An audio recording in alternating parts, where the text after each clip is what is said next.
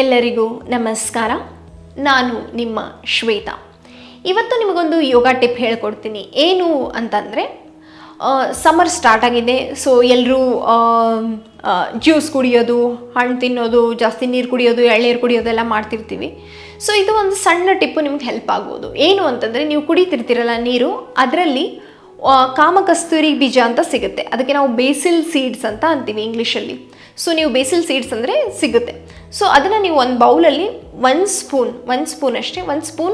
Basil ಸೀಡ್ಸ್ಗೆ ಒಂದು glass ನೀರು ಹಾಕಿಬಿಟ್ಟು ಫುಲ್ ನೆನೆಸಿ 1 ಅವರ್ ಅಥವಾ 2 ಅವರ್ಸ್ ನೆನೆಸಿ, ಆಮೇಲೆ ಅದು ನೀವು ಕುಡಿಯೋ ನೀರಿನ ಬಾಟಲಲ್ಲಿ ಅಥವಾ ಗ್ಲಾಸಲ್ಲಿ ಹಾಕ್ಕೊಂಡು ನೀರು ಕುಡೀರಿ.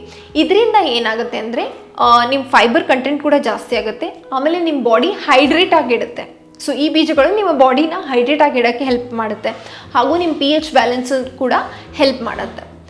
ಇದನ್ನು ಟ್ರೈ ಮಾಡಿಬಿಟ್ಟು ನಿಮಗೆ ವರ್ಕ್ ಆಗ್ತಿದೆಯೋ ಇಲ್ವೋ ಅಂತ ಕಮೆಂಟ್ ಸೆಕ್ಷನಲ್ಲಿ ಹೇಳಿ. ನಮಸ್ಕಾರ.